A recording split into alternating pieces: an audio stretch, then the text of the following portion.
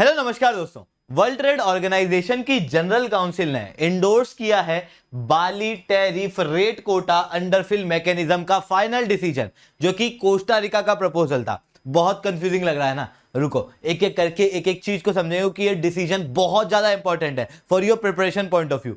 सबसे पहले बात करते हैं ये टैरिफ रेट कोटा क्या होता है। तो देखो, हमारे देश के अंदर या फिर हम लोग किसी भी देश की बात करें तो उसके सामने एक डायलेमा होता है। ये डायलेमा होता है कि वो फायदा किसका कराए, वो कंज्यूमर का कराए या फिर वो डोमेस्टिक प्रोड्यूसर का कराए।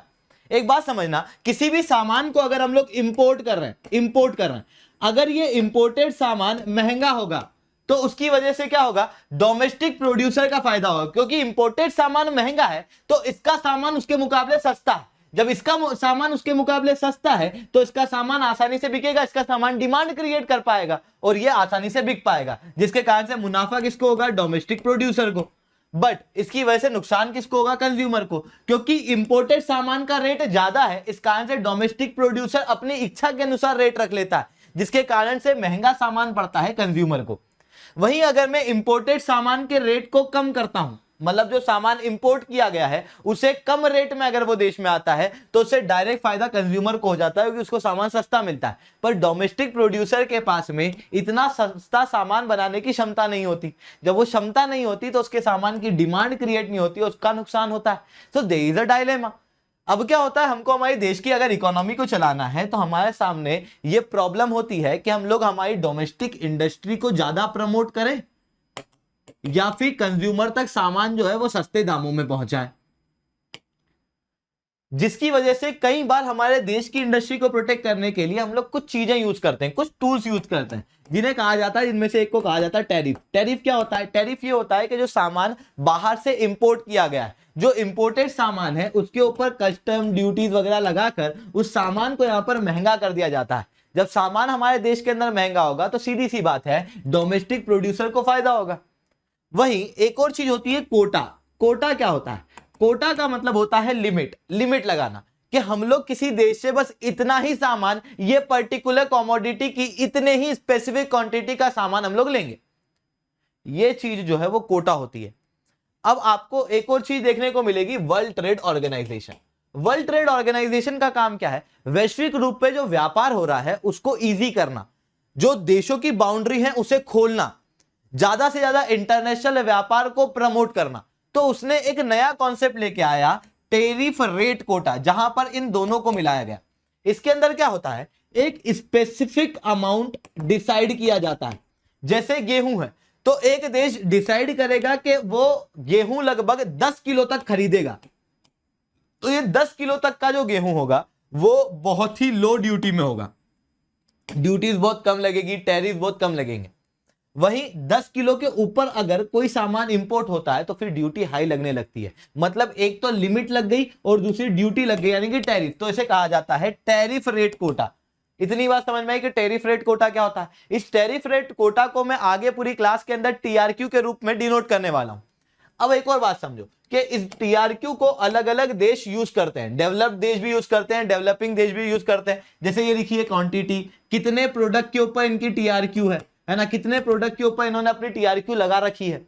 तो डेवलप्ड कंट्री और डेवलपिंग कंट्री दोनों इसको यूज करती है। ये अमाउंट है कि कितने अमाउंट तक टीआरक्यू जो है वो रहेगा, मतलब कितने अमाउंट तक लो ड्यूटी रहेगी और इस अमाउंट के बाद में ड्यूटी को क्या कर दिया जाएगा, इंक्रीज कर दिया जाएगा। अब एक और चीज होती है फिल रेट। फिल रेट क्या होता है कि देखो, अगर देश ने डिसाइड किया है, मान लो कि 19.43 टन तक का सामान जो आएगा, क्वांटिटी इतनी जो आएगी, उसके ऊपर हम लोग लो ड्यूटी लगाएंगे। पर उसके मुकाबले मान लो कि 8 ही आया, 8 के ऊपर ही ड्यूटी लगाई आ पाई, लो ड्यूटी। 19 डिसाइड की गई और 8 टन तक ही पे ड्यूटी लगाई गई, कम ड्यूटी लगाई गई, लो ड्यूटी लगाई गई। तो ये क्या हो जाता है, फिल रेट, कि कितना फिल हुआ। अगर ये 8 बढ़ेगा, अगर ये 9 हो जाएगा तो फिल रेट बढ़ेगा। तो 19 के मुकाबले कितना प्रतिशत, मतलब 9/19 is a fill rate into 100, ये फिल रेट हो जाएगा।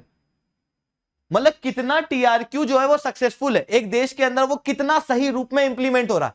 क्योंकि कागजी रूप में तो 19 है पर हकीकत में कितना है, 9। तो ये होता है फिल रेट। इतनी बात समझ में आई? जब इतनी बात समझ में आई तो हम लोग समझेंगे कि इस टीआरक्यू के अंदर क्या कंसर्न थे। पर उसके पहले आप लोग मेरे साथ में एसआरसी 10 टेलीग्राम ग्रुप के ऊपर जुड़ सकते हो। क्लास की अपडेट पीपीटी पीडीएफ आपको यहाँ पे मिल जाती है। इसके अलावा रोज सुबह 8 बजे हिंदू एनालिसिस की क्लास मेरे द्वारा लाइव ली जाती है, आप वहां पर ही मेरे साथ में जुड़ सकते हो। और अगर आप लोगों को अनअकैडमी के ऊपर सब्सक्रिप्शन लेना है तो आप कोड भी यूज कर सकते हो एसआरसी 10। और दोस्तों इस चैनल को सब्सक्राइब करना बिल्कुल भी मत भूलना। अब टीआरक्यू को समझने से पहले, ये डिसीजन क्या आया उसको समझने से पहले ये समझते हैं कि इस डिसीजन की जरूरत क्या पड़ी। बात कुछ ऐसी है कि टीआरक्यू के अंदर कई सारे कंसर्न्स हैं। पहला कंसर्न तो यह है कि पूरे विश्व के अंदर लगभग 1100 एग्रीकल्चर कमोडिटी जिनके ऊपर टीआरक्यू लगता है। पर देश क्या करते हैं, टीआरक्यू उन एग्रीकल्चर कमोडिटी पे लगाते हैं जिनका व्यापारी ज्यादा नहीं होता। मतलब इन 1100 कमोडिटी की मैं बात करूं तो ये पूरे विश्व का केवल 5 से 7% तक का ही व्यापार होल्ड करती है। तो फिर आपको क्या लगता है, क्या ये टीआरक्यू इफेक्टिव है क्या? वहीं अगर आप देखोगे तो कई बार क्या होता है, टीआरक्यू के अंदर जो टैरिफ लगे हैं वो महंगे होते हैं, इंस्टीड ऑफ के जो टैरिफ ना लगे हों, और ज्यादा इनइफेक्टिव हो गई। इसकी वजह से कई सारे देश तो वर्ल्ड ट्रेड ऑर्गेनाइजेशन के अंदर सवाल उठा चुके हैं regarding the transparency of this issue, TRQ के अंदर जो ट्रांसपेरेंसी उसके ऊपर। इतना ही नहीं, एक और होता है फिल रेट। मैंने जस्ट अभी बताया, अगर फिल रेट 65% से कम होता है तो उस देश को कहा जाता है अंडरफिल, या फिर उस कमोडिटी को कहा जाता है कि वो कमोडिटी उस देश के अंदर अंडरफिल रह गई। पूरे विश्व के अंदर लगभग 200 टीआरक्यू कमोडिटीज ऐसी हैं जो कि अंडरफिल रह जाती हैं। इतना ही नहीं, ऑन एन एवरेज जो फिल रेट है 2014 से 19 का सारी कमोडिटी में वो 53% ही है। इस कारण से इन सारी प्रॉब्लम को रिजॉल्व करने के लिए 2017 से 19 के बीच में कई सारे डिसीजन जो है वो वर्ल्ड ट्रेड ऑर्गेनाइजेशन द्वारा लिए गए। उनमें से एक डिसीजन था बाली टीआरक्यू डिसीजन अंडरफिल मैकेनिज्म, जिसके अंदर यह डिसाइड किया गया था कि अगर कोई देश अंडरफिल रहता है तो क्या करना। इसमें यह डिसाइड किया गया कि अगर कोई देश 2 साल तक, 2 कॉन्जिक्यूटिव ईयर तक अंडरफिल रहता है, यानी कि उसका फिल रेट 65% से कम होता है किसी स्पेसिफिक कमोडिटी के अंदर, तो उसके बाद में उस देश को अपने मैनेजमेंट को चेंज करना पड़ेगा रिगार्डिंग द टीआरक्यू। टीआरक्यू का मैनेजमेंट चेंज करके उसको यह बताना पड़ेगा कि एक्चुअल में टीआरक्यू की वजह से नहीं है, एक्चुअल में ये फिल रेट कम इसलिए रह रहा है क्योंकि मार्केट में उस कमोडिटी की डिमांड नहीं है, या फिर कोई भी मार्केट रीजन के कारण। वहीं एक और चीज होती है फाइनल स्टेज। मान लो 2 साल तक फिल रेट अंडरफिल रहा और तीसरे साल भी अंडरफिल रह गया, तो फिर हम लोग कहेंगे कि यार फाइनल स्टेज आ गई, अब क्या करना है। या फिर चौथे साल भी हो गया तो फिर फाइनल स्टेज आ गई, अब क्या करना। तो फाइनल स्टेज की बात जो है वो पैराग्राफ 4 के अंदर की गई, पर यहां पर यह नहीं बताया गया कि किस तरीके से फाइनल स्टेज को बंद किया जाए। फाइनल स्टेज किस तरीके से बंद होगी उसके ऊपर कोई चर्चा नहीं हुई। इवन 2017 से 19 के बीच में मैंने बताया वर्ल्ड ट्रेड ऑर्गेनाइजेशन के मेंबर द्वारा कई सारे एग्रीमेंट हुए थे रिगार्डिंग द ट्रांसपेरेंसी और सारे इश्यूज को लेके। उस दौरान में इस मुद्दे पे बात हुई भी थी, पर इस मुद्दे के ऊपर कोई डिसीजन, कोई एग्रीमेंट सारे देशों का नहीं हुआ था। रिसेंटली फाइनली 3-5 साल बाद ये देखने को मिला है कि अभी ये डिसीजन आया है in the 100 meeting of the committee on agriculture, जो कि 29 मार्च को हुई थी। इस दौरान में कोस्टा रिका के प्रपोजल को एक्सेप्ट किया गया।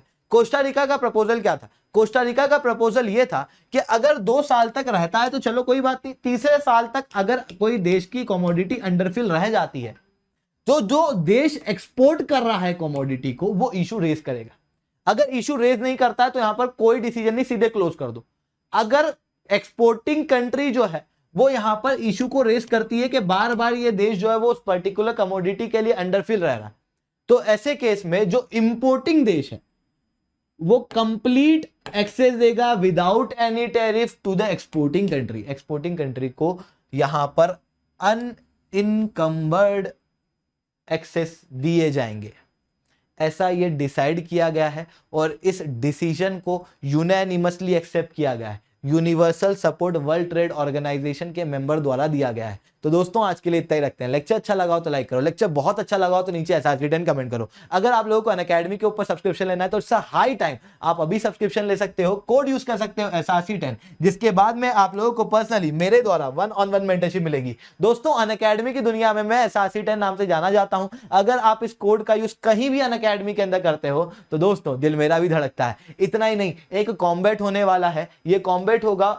कल यानी कि 3 अप्रैल के दिन 11 बजे होगा, जहां पर 56 क्वेश्चन 60 मिनट में आपको करने होते हैं। पूरे इंडिया के बच्चों से आप कॉम्पीट कर पाते हो, आपको पेपर का लेवल समझ में आता है, आपको आपका स्टैंड समझ में आता है, आप कहां स्टैंड कर रहे हो। इतना ही नहीं, आपको एक्साइटिंग प्राइजेस यहां पर मिलते हैं और ये सारी चीजें बिल्कुल फ्री ऑफ कॉस्ट होती है। बस इस कॉम्बैट के अंदर आपको एनरोल करना है, कोड यूज करना है SRC10, जिसके बाद में कॉम्बैट आप लोगों के लिए फ्री ऑफ कॉस्ट अवेलेबल हो जाएगा। तो दोस्तों कल 11 बजे के लिए तैयार हो जाओ। तो आज के लिए इतना ही। जय हिंद, जय भारत।